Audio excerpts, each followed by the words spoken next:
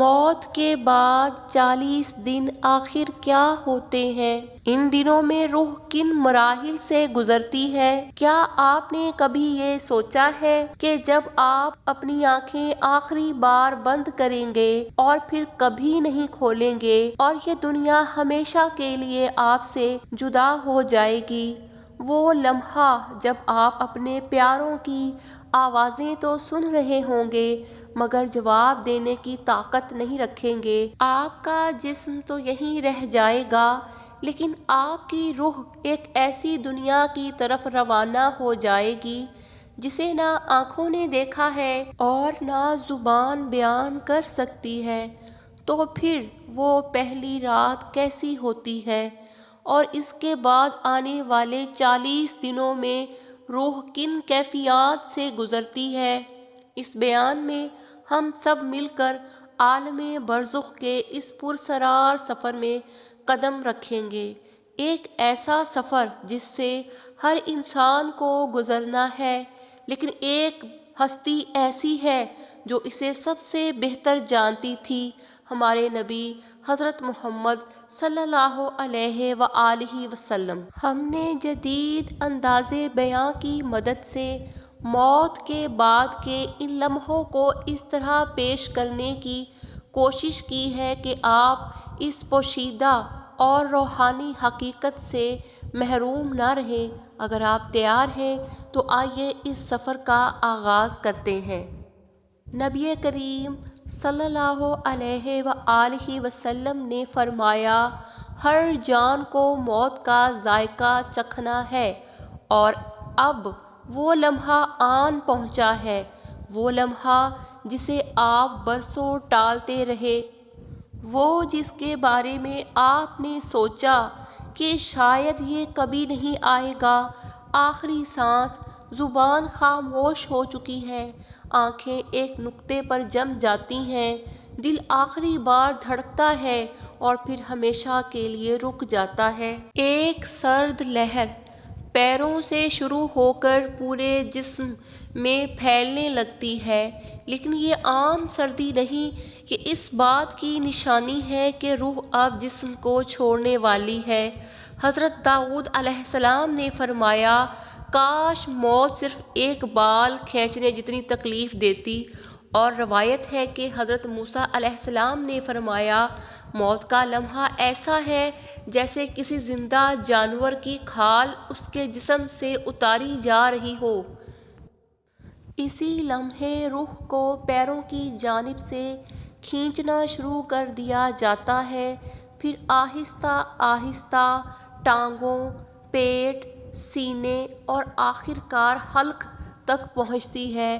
قرآن پاک میں اس کیفیت کی طرف اشارہ کیا گیا ہے کہ جب جان گلے تک آ پہنچتی ہے، جیسے ہی روح حلق تک پہنچتی ہے، پورا جسم ایسی تکلیف محسوس کرتا ہے جیسے ایک ساتھ کئی چھریاں چل رہی ہوں، جسم کا ہر ذرہ چیخ اٹھتا ہے۔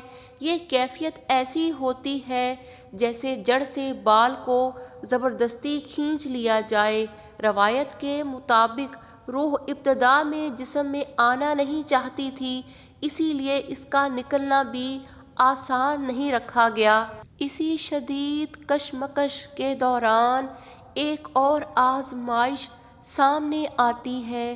اس لمحے ایک ایسا وجود ظاہر ہوتا ہے جسے عام آنکھیں نہیں دیکھ سکتیں، وہ کوئی اور نہیں بلکہ وہی ملعون شیطان ہے جو ساری زندگی آپ کو گمراہ کرنے کی کوشش کرتا رہا۔ اب وہ آخری بار آتا ہے، اس کے ہاتھ میں پانی کا پیالہ ہوتا ہے اور وہ ناقابل برداشت پیاس کو ہتھیار بنا لیتا ہے۔ وہ کہتا ہے، اپنا ایمان مجھے دے دو اور یہ پانی لے لو۔ اسی لمحے آپ کی پوری زندگی فلم کی طرح آنکھوں کے سامنے گھوم جاتی ہے، آپ کی نمازیں، آپ کے گناہ، آپ کے آنسو، آپ کی غفلت اور وہ توبہ جو آپ نے کبھی سچے دل سے کی تھی۔ شیطان مسلسل وسوسے ڈالتا رہتا ہے، آپ کے ذہن کو الجھانے کی کوشش کرتا ہے۔ روایت میں آتا ہے کہ وہ فوت شدہ والدین کی شکل میں بھی ظاہر ہو سکتا ہے اور آپ کو کسی اور راستے کی طرف بلانے کی کوشش کر سکتا ہے۔ لیکن اگر ایمان سچا اور مضبوط ہو تو انسان اس دھوکے میں نہیں آتا، اور اگر دل میں شک ہو، اگر زندگی بھر ایمان کو مضبوط کرنے کی کوشش نہ کی گئی ہو تو انسان اس نازک لمحے میں فریب میں آ سکتا ہے اور آخری وقت میں ایمان کھو سکتا ہے۔ اسی لیے لا الہ الا اللہ کہنے کا واحد راستہ یہ ہے کہ انسان ایمان کے ساتھ جیے، کیونکہ جیسا جیا جاتا ہے ویسا ہی مرا جاتا ہے، اور جیسے مرا جاتا ہے ویسا ہی اٹھایا جاتا ہے۔ مومن کی روح جسم سے اس طرح نکلتی ہے جیسے برتن سے پانی بہہ جاتا ہے، جبکہ کافر کی روح اس طرح کھینچی جاتی ہے جیسے گیلی اون میں سے کانٹے دار شاخ نکالی جائے، رگیں اور پٹھے چیرتے ہوئے۔ کافر کی روح کو فرشتے ایک بدبودار تھیلے میں ڈال دیتے ہیں جس سے زمین کی بدترین لاش سے بھی زیادہ بدبو آتی ہے۔